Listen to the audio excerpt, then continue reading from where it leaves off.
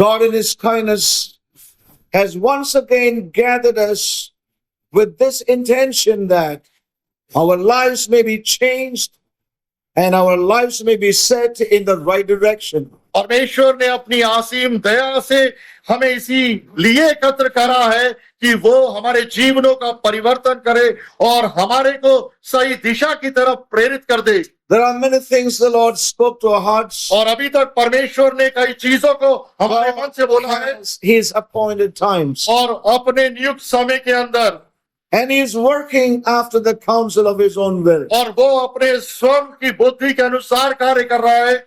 God in His mercy has brought out of Egypt. और परमेश्वर ने अपनी दया के अंदर हमें मिस्र से बाहर निकाला He has made a covenant that He will also bring us into the land of promise. और उसने हमसे ये भी वाचा बांधी कि वो हमें वाचा के देश में लेके आएगा And all things He will work out according to His own appointed time. और ये सारी चीजें वो अपने नियुक्त समय के अनुसार करेगा। And we saw very precious counsels in and through the life of the eternal Son, the Lord Jesus Christ Himself. और इस संबंध में हमने कई सलाह और सम्मतियों को सुना उसके सनातन काल के पुत्र प्रभु यीशु मसीह के जीवन के द्वारा।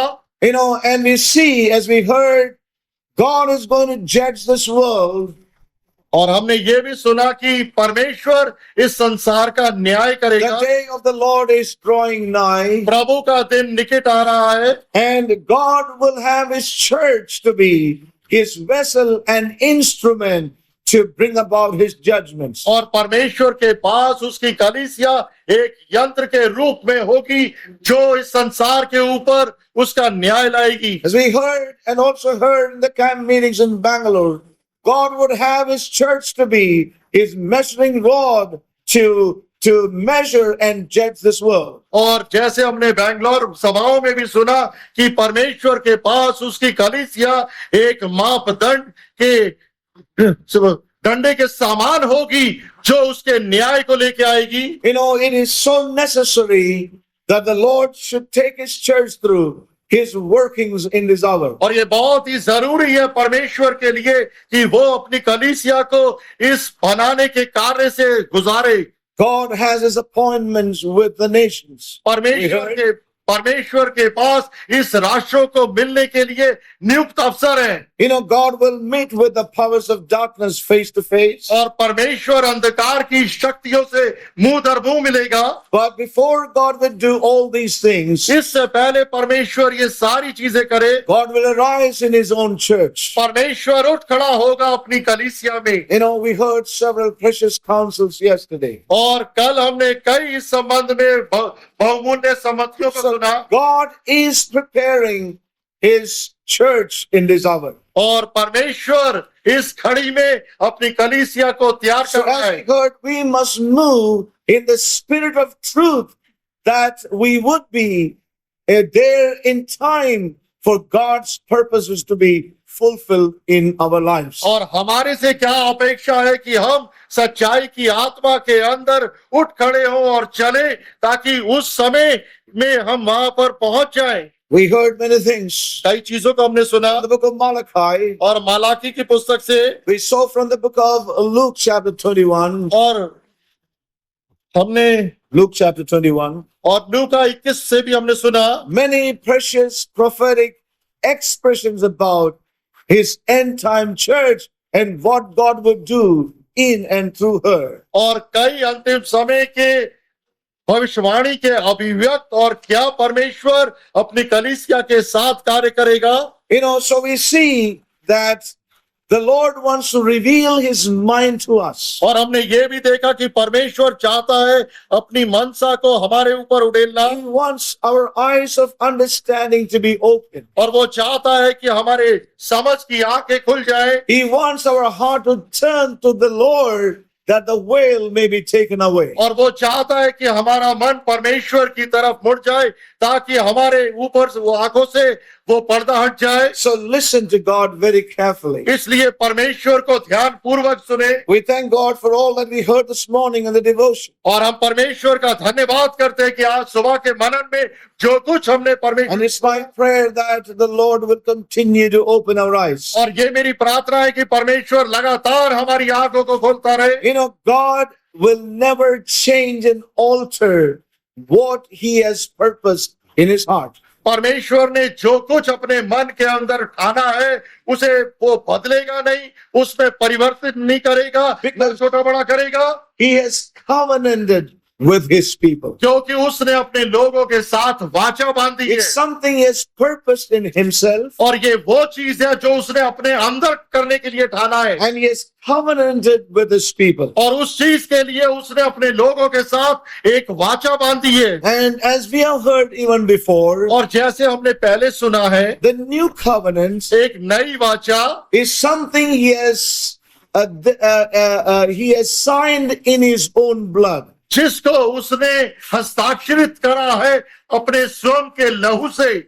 This new covenant, ये नई वाचा this new agreement, और नया ये समझौता, this new will is signed in his own blood. और ये नई वसीयत को लिखा गया है मसीह के लहू के द्वारा, And it can never be altered. और उसके बदला नहीं जा सकता। And this is something that must enter into our hearts. और ये वो चीज है जो हमारे हृदय के अंदर नीचे चली जाए। The new covenant is a covenant of glory. और नई वाचा एक महिमा की वाचा है।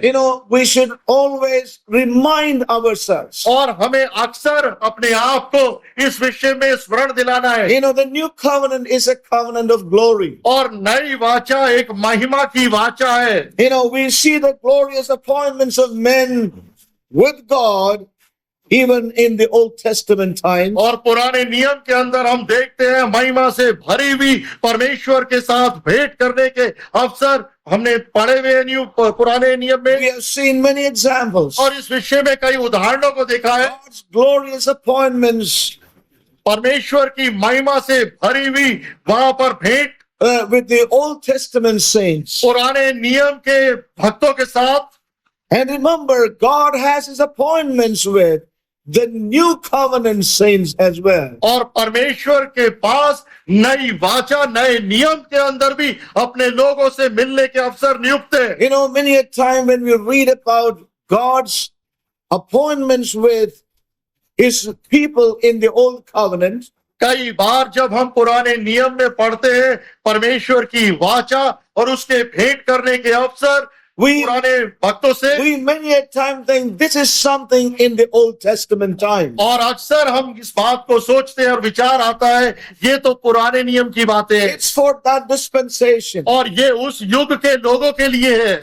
It is not for our times. और ये हमारे समय के ऊपर लागू नहीं होता। Let me tell you, saints of God, लेकिन मैं आपको कहूंगा परमेश्वर के लोगों, even in the new covenants, नई वाचा के अंदर भी believers are, God has his appointed times with the new covenant believers as well. और नए नियम के विश्वासियों के साथ भी परमेश्वर के मिलने के अवसर नियुक्त हैं। We feel those kind of visitations we find in the Old Testament is not for us in the new covenant. और परमेश्वर के आगमन और भेंट करने के ऐसे अवसरों को जब हम पुराने नियम में देखते हैं और पढ़ते हैं, हम सोचते हैं हो सकता है नए नियम में ना हो। Now let me ask you a question. लेकिन मैं आपसे एक प्रश्न Is पूछूंगा, not the new covenant better than the old? क्या नई वाचा पुरानी वाचा से बेहतर नहीं है? Yes or no? What's your answer? Is the new covenant better than the old? क्या नई वाचा पुरानी वाचा से उत्तम नहीं है? Amen. It is. और वो है। It is better. It is precious than और the old covenant. और नई वाचा पुरानी वाचा से उत्तम बेहतर सर्वोत्तम है। And if the old covenant people अगर पुरानी वाचा के लोग knew that it is so important to have and experience the visitations of God in their relationship with God, how much more it is for us even in the new covenant. जब पुरानी वाचा के लोग इस एहसास में थे और वो जान गए उनके लिए कितना जरूरी है कि परमेश्वर उनके पास आए, आगमन करे, भेंट करे, तो उससे कितना अधिक अपेक्षा है नई वाचा के लोगों के लिए। It's so important, brothers and sisters, to know the covenant God has made with us in the new covenant is a covenant of glory.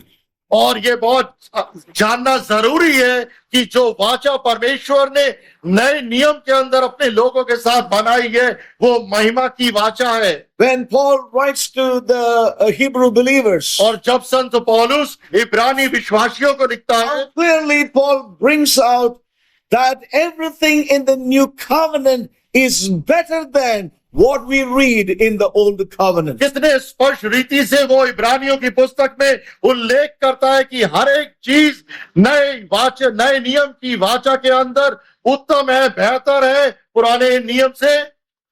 Paul brings us into a place where what we find in the new covenant is the ultimate ministration. और संत पौलुस विश्वासियों को ऐसे स्थान में लेके आता है कि जो कुछ हम नए नियम के अंदर नई वाचा में पाते हैं वो विश्वासियों के लिए सिद्धता और एक अंतिम नियति है। It is not only better, but it is the highest. और ना केवल वो अच्छा बल्कि सर्वोत्तम और सर्वश्रेष्ठ उत्तम है। And we see that so reflected in his letter to the Hebrews. और इस बात का प्रकटीकरण हम देखते हैं उस पत्री में जो उसने इब्रानियों विश्वासियों को लिखी। It talks about better covenant, और वो वहां पर एक अच्छी उत्तम वाचा better बोलता है sacrifice, और बेहतर बलिदान बोलता है better priesthood, और अच्छी याजकता बोलता है better country. और अच्छा देश बोलता है।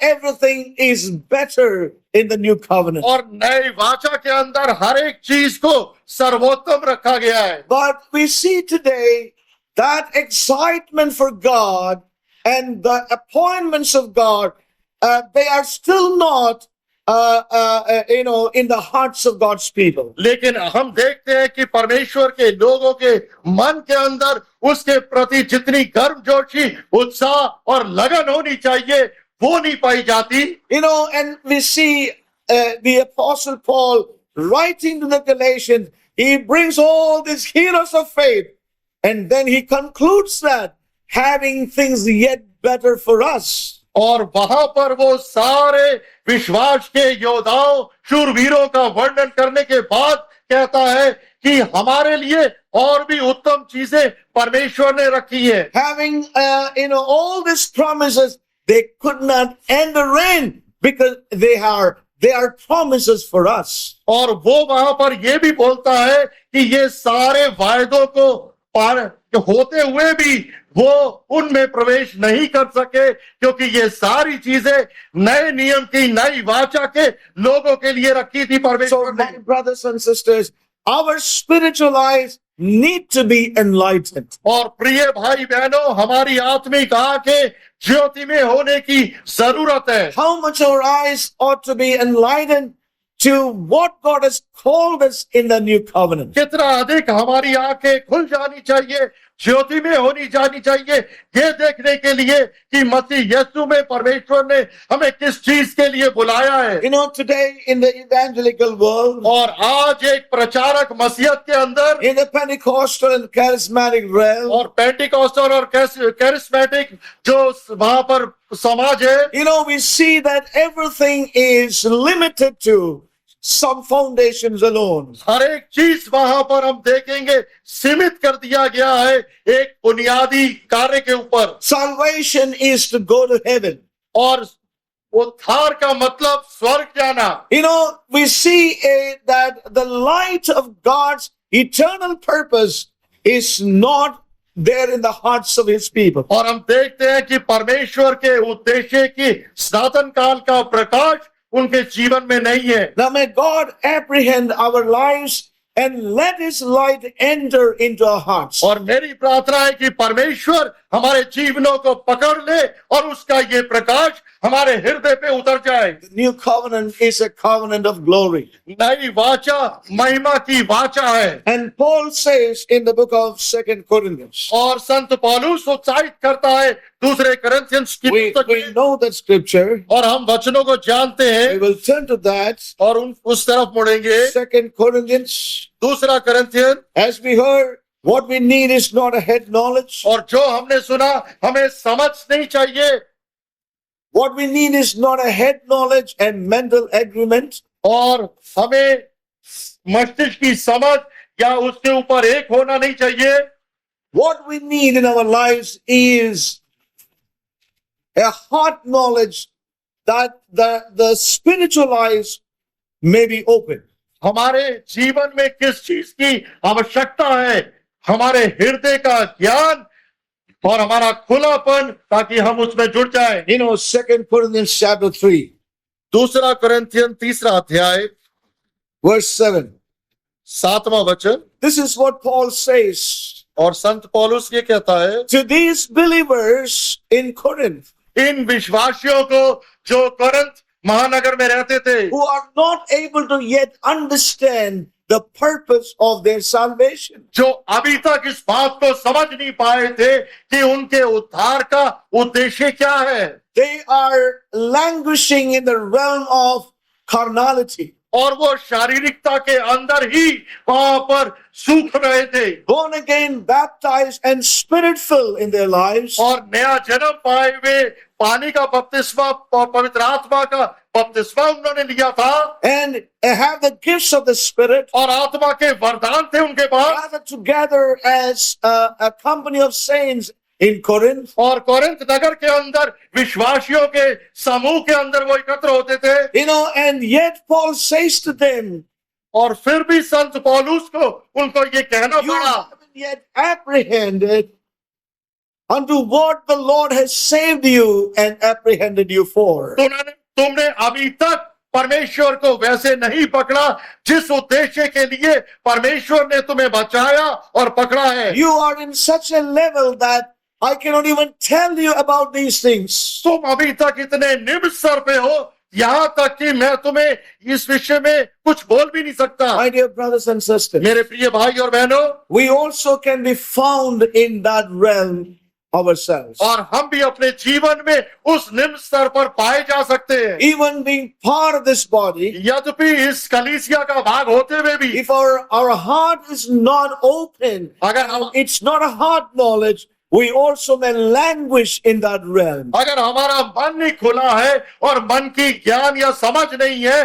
तो हमारा जीवन भी उसी अवस्था में सूख सकता है। My prayer is that God will open our eyes. मेरी प्रार्थना है कि परमेश्वर हमारी आंखों को खोले। And as it was prayed that the prison doors may be open, और जैसे प्रार्थना करी गई कि कारागार के द्वार खुल जाए the blind eyes may be open. और अंधी आंखें देखने लगे, That is the kingdom of God in the midst of us. और वो परमेश्वर का राज्य है हमारे बीच में।